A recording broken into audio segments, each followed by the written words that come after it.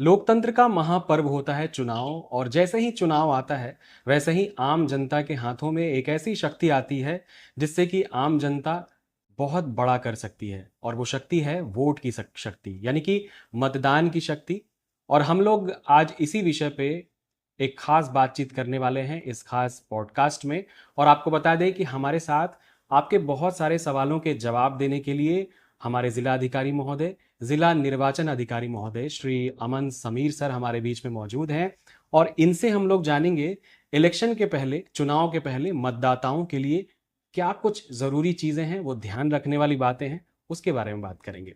Sir, आपका बहुत बहुत स्वागत है। धन्यवाद अभिषेक जी कि इस तरह का जो है वो पॉडकास्ट का आपने आयोजन किया है। और ये बहुत ही आवश्यक है कि अभी जो वर्तमान डिजिटल युग में जो पॉडकास्ट के माध्यम से लोगों तक जो हम लोग पहुंचते हैं, तो इससे जो है लोगों को जो है वो जानकारी भी काफ़ी होगी। और लोग जो है वो प्रशासन क्या कर रहा है उससे जो है वो जागरूक भी होंगे।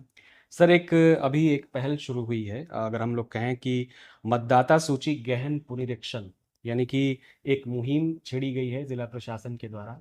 तो सर, मतदाता सूची गहन पुनरीक्षण है क्या, और इसे आम भाषा में हम कैसे समझ सकते हैं? इसमें देखिए अभिषेक जी, सामान्यतः जो है वो इलेक्शन कमीशन ऑफ इंडिया जो है वो हर एक साल जो इलेक्टोरल रोल का जो है वो समरी रिवीजन करती है। हम्म।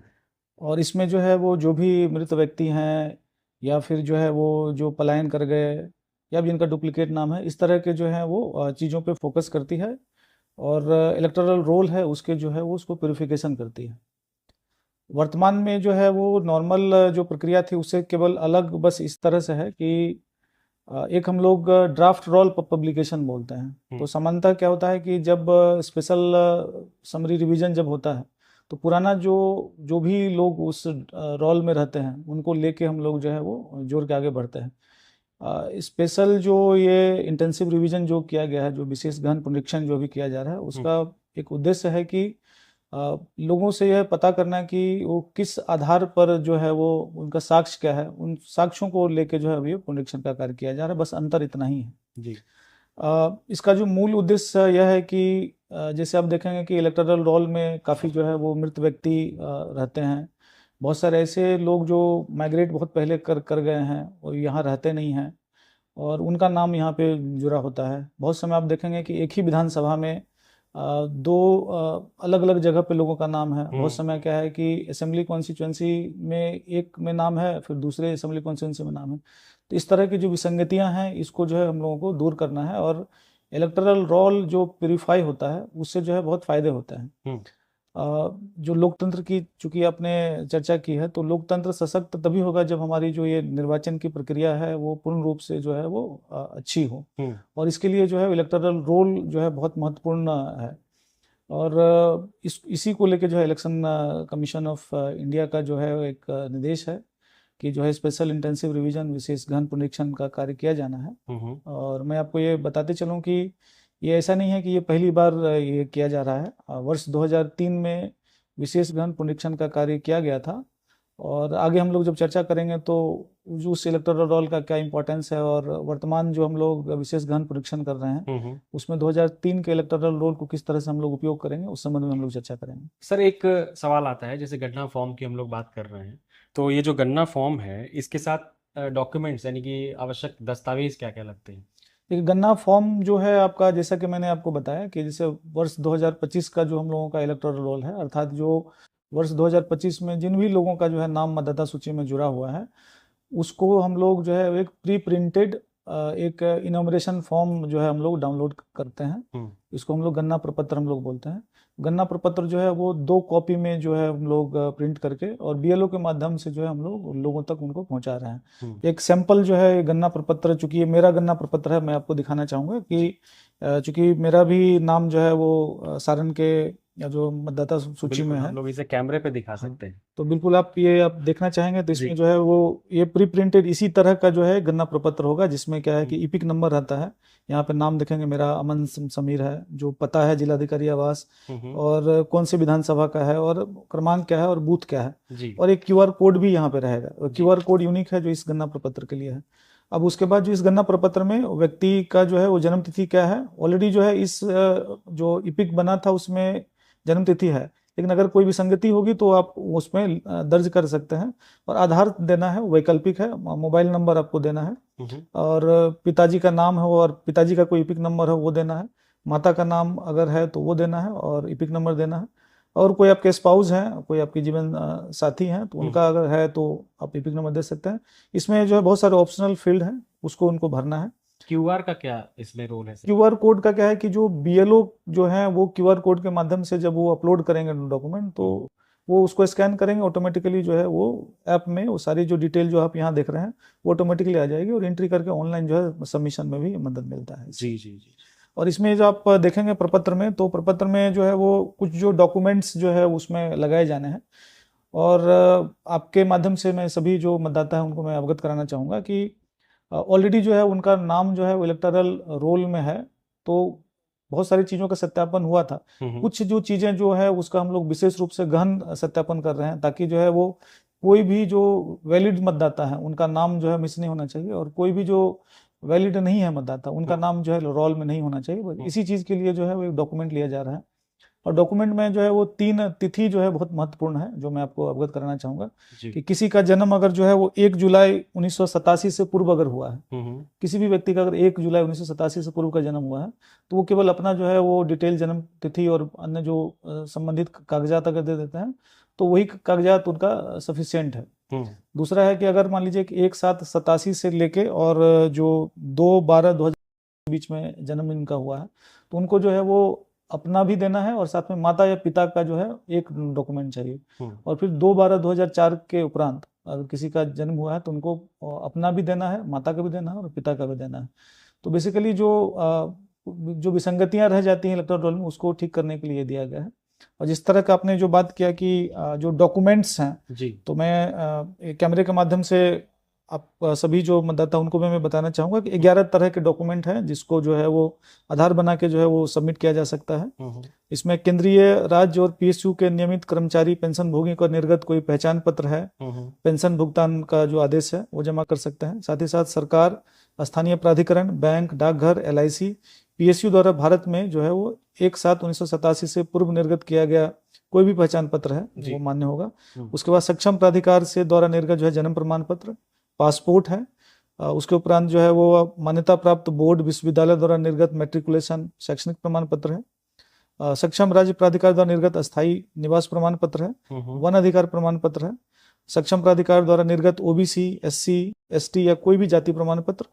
उसके बाद राष्ट्रीय नागरिक रजिस्टर अगर जहां उपलब्ध है तो उसमें अगर उनका नाम दर्ज होगा तो हम लोग ले सकते हैं। उसके अतिरिक्त राज्य और स्थानीय प्राधिकारियों द्वारा तैयार किया गया जो पारिवारिक जो रजिस्टर होता है उसका उपयोग किया जा सकता है। और अंतिम में जो है वो सरकार द्वारा कोई भी भूमि और मकान आवंटन प्रमाण पत्र इस तरह का है तो भी वो दे सकता है। इन सब दस्तावेजों के बदौलत हम लोग ये सब चीज कर सकते हैं। हाँ बिल्कुल। और जैसा कि मैंने सबसे पहले जो आपको बताया कि जो 2003 का इलेक्टोरल रोल में जिनका नाम है तो उसका उपयोग हम लोग किस तरह से करेंगे, आपके माध्यम से जितने भी दर्शक हैं और श्रोता हैं उनको हम लोग अवगत कराना चाहेंगे कि चूंकि 2003 में विशेष गहन पुनरीक्षण ऑलरेडी हो चुका है तो जिन व्यक्तियों का नाम उसमें जुड़ा हुआ है उन सभी का जो है वो जिस तरह से अभी हम लोग एक्सरसाइज कर रहे हैं और गहन समीक्षा कर रहे हैं, उस समीक्षा के उपरांत उनका नाम जो है वो उसमें जुड़ा है जी। अगर किसी भी व्यक्ति का नाम अगर 2003 के इलेक्टोरल रोल में है तो उनको किसी तरह का कोई डॉक्यूमेंट देने की आवश्यकता नहीं है। वो केवल सिर्फ ये बताएंगे कि मेरा नाम जो है 2003 के इलेक्टोरल रोल में है, और वो इलेक्टोरल रोल के की प्रति है वो उसमें केवल अटैच कर देंगे। तो बाकी जो ये डॉक्यूमेंट जो 11 बताए गए उन डॉक्यूमेंटों को उनको देने की आवश्यकता नहीं है। और वर्तमान में इलेक्शन कमीशन ऑफ इंडिया के द्वारा जो है उनके अगर साइट देखेंगे तो साइट पे जो है आपको जो है वो मिलेगा कि 2003 के इलेक्टोरल रोल में वो देख भी सकते हैं, सर्च भी कर सकते हैं। और हम लोग जो है बीएलओ के माध्यम से भी जो है लोगों को अवगत करा रहे हैं, बीएलओ को भी कॉपी दी गई है। और यहाँ पे आपको यह भी अवगत कराना है कि उदाहरण के लिए अगर मान लीजिए कि आपके पिताजी का नाम अगर 2003 के इलेक्टोरल रोल में होगा और मान लीजिए कि आपका जन्म जो है वो 1/7/87 के उपरांत और 2/12/4 के बीच में हुआ है तो उसमें जैसा कि मैंने बताया कि आपको अपना भी डॉक्यूमेंट कुछ देना है और माता पिता का भी एक डॉक्यूमेंट की आवश्यकता होगी। उसमें अगर आप सिर्फ ये दिखा दें कि नहीं ये मेरे पिताजी थे और मेरे पिताजी का नाम जो है 2003 के इलेक्टोरल रोल में था तो उसके आधार पे भी जो है हम लोग आगे किसी तरह के और अन्य डॉक्यूमेंट की आवश्यकता नहीं होगी, सिर्फ आपका जो जन्म तिथि का होगा उसकी आवश्यकता होगी। फादर मदर का वो 2003 का इलेक्टोरल के बेस पे हम लोग आगे बढ़ सकते हैं। और यहाँ पे आपको यह भी हमको अवगत कराना है कि अगर आप कंपैरिजन करें, जैसे हम लोगों ने बीएलओ के माध्यम से ये समीक्षा भी करवाया है कि 2003 के इलेक्टोरल रोल में और जो 2025 का इलेक्टोरल रोल में कितने कॉमन है, तो उसमें हम लोग ये देख रहे हैं कि लगभग 50 से 55%, कहीं कहीं 60% जो लोग जो है जिनका नाम मैच कर रहा है कि 2003 और 2025 में, उन लोगों को किसी तरह की कोई आवश्यकता नहीं है, कोई डॉक्यूमेंट जमा नहीं करना है। और जैसा कि मैंने बताया कि कोई भी जो व्यक्ति आज के दिन जो 2025 में मतदाता होगा, उनका कहीं ना कहीं वो जो है उनके पिताजी का नाम उसमें होगा, उनके माताजी का नाम होगा, या उनके जो है वो दादा का नाम होगा। तो जो वर्तमान में जो भी मतदाता है वो कहीं ना कहीं 2003 से ही आए हों। ऐसी संभावना बहुत कम है कि कहीं कोई बाहर से आके यहाँ पे बस गए हों। बिल्कुल। तो आप अगर उसको अगर हम लोग एक कर लें और 2003 के मतदाता के आधार से हम लोग आराम से 90% मतदाताओं का सत्यापन हम लोग कर सकते हैं। और जो एक मीडिया के माध्यम से और जो हम लोगों को भी एक सूचना मिलती है कि डॉक्यूमेंट जो है वो और अगर नहीं मिला तो क्या करेंगे, इस तरह की कभी कहीं बात आती है। तो हम लोग आपके माध्यम से ये कहना चाहेंगे, जैसा कि एक चर्चा भी है कि बीएलओ जो है वो हर एक बूथ पे कम है और सभी लोगों तक पहुंचना है, उसके लिए हम लोगों को क्या करने की आवश्यकता होनी चाहिए। तो मैं आपको यहाँ पे बताना चाहूँगा कि सिर्फ हम लोग बीएलओ के माध्यम से ही क्षेत्र में हम लोग नहीं जा रहे हैं। हम लोग जो है वो समाज के जितने भी लोग हैं जो जिनका सरोकार कहीं न कहीं सरकार से है और सरकार के अंग रहे हैं, उन सभी लोगों को उपयोग हम लोग कर रहे हैं। उदाहरण के लिए अगर जीविका दीदी हैं, अब जीविका दीदी हैं तो उनको भी पता है कि क्या करना है, हम लोग उनको भी मोटिवेट कर रहे हैं। वो जब वॉलंटियर काम कर रही हैं, उनका भी दायित्व होगा कि अपने आसपास के लोगों को जो है वो चीज़ों को बताए और जो प्रक्रिया है उस प्रक्रिया का अवगत करा के जो गन्ना फॉर्म हम लोगों ने जो आपको बताया, वो गन्ना फॉर्म को हम लोगों को सुपुर्द करें। सर, आम लोगों की क्या जिम्मेदारियां होनी चाहिए जब तक अभी मुझे लगता है कि ये कब तक चलने वाला है? ये जो अभी लंबा प्रक्रिया है, वर्तमान में जो अभी गन्ना फॉर्म जो जमा करने की प्रक्रिया है, ये 25 जुलाई तक ये जमा करना है।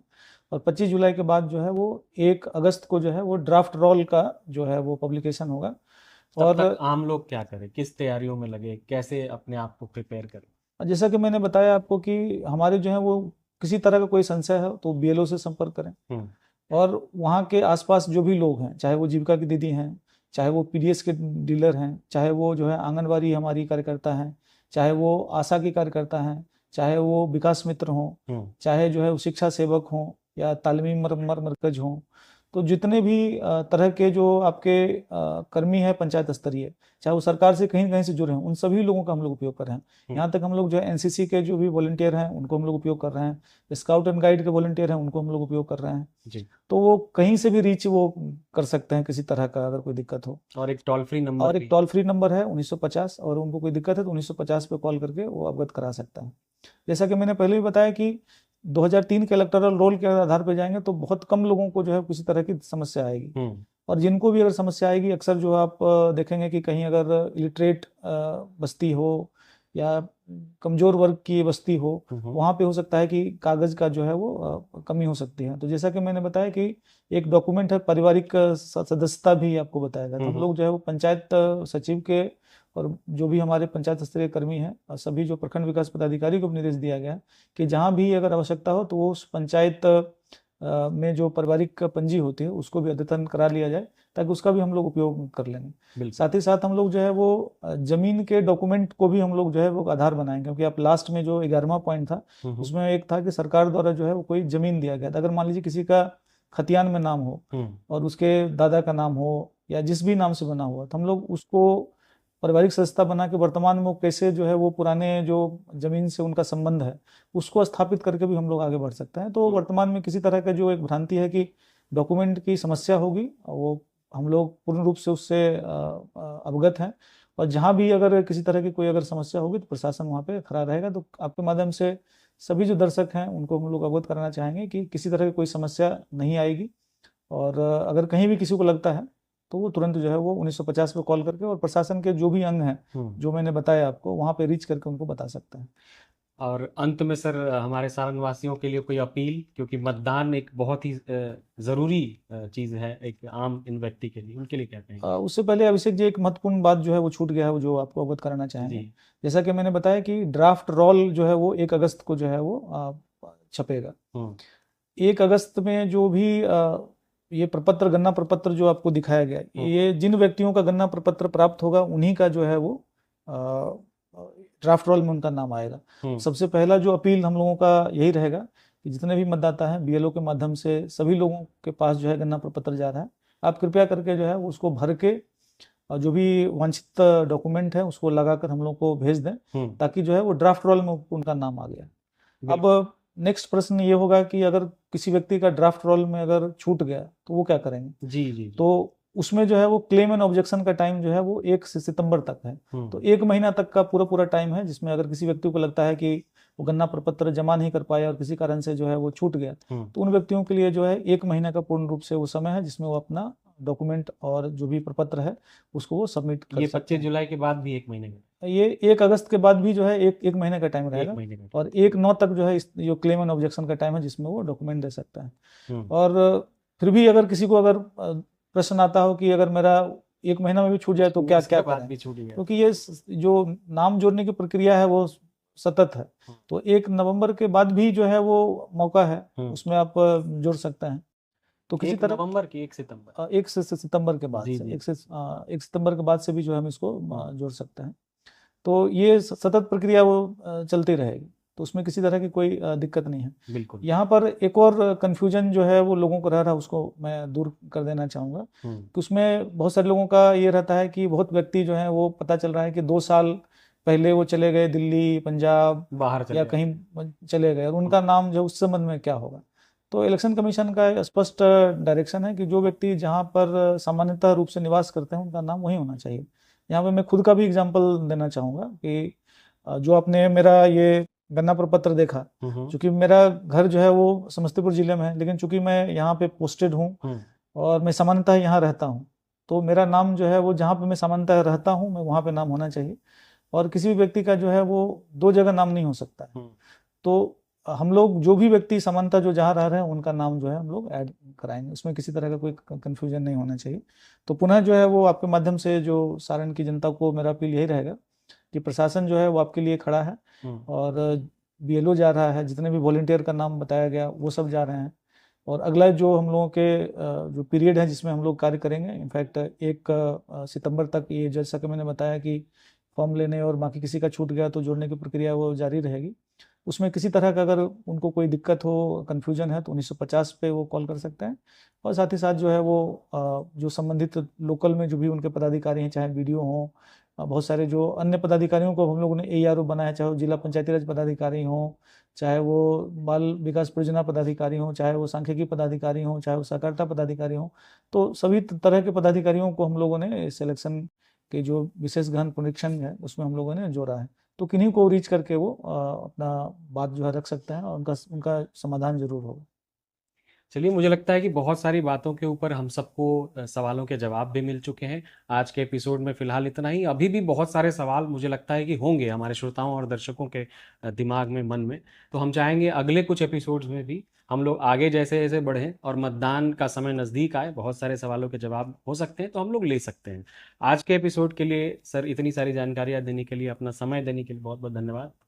यहाँ पे मैं अभिषेक जी एक चीज़ और ऐड करना चाहूँगा ये कार्यक्रम समाप्त होने से पहले, कि ये जैसा कि आपने बताया कि बहुत सारी लोगों को दुविधाएं होंगी या उनकी भ्रांतियां होंगी या उनके कुछ जो है वो प्रॉब्लम्स होंगे, तो ये पॉडकास्ट का सीरीज जो है वो जारी रहेगा। अभी जो है हम लोगों ने एक जनरल जो है एक ओवरव्यू दिया है, और साथ ही साथ अभी जो डिप्टी इलेक्शन ऑफिसर के द्वारा भी डेली बेसिस पे हम लोग जो है वीडियो के माध्यम से वो हम लोग लोगों को अवगत कराएंगे। साथ ही साथ जो क्षेत्र में बीएलओ के द्वारा जो कार्य किए जा रहे हैं उसका भी शॉर्ट वीडियो होगा, वो भी हम लोग लोगों को अवगत कराएंगे, ताकि जो है किस तरह की समस्या है, कैसे कुछ उसका क्वेश्चन समाधान सर हो हम लोग सकता आम है। पब्लिक से भी ले सकते हैं अगर उनके मन में हो तो। हाँ बिल्कुल, आप बिल्कुल ले सकते हैं। अगर आप कलेक्ट करके अगर हम लोगों को उपलब्ध करा दें तो हम लोग उसका भी जो है वो 1-to-1 बेसिस पे भी उसका समाधान करेंगे, और जो एक व्यक्ति को प्रॉब्लम होगी वो बहुत सारे लोगों की प्रॉब्लम हो सकती है, तो उसका समाधान हो जाएगा। तो बिल्कुल आप जो है प्रॉब्लम्स आप लेके हम लोगों को अवगत कराएं।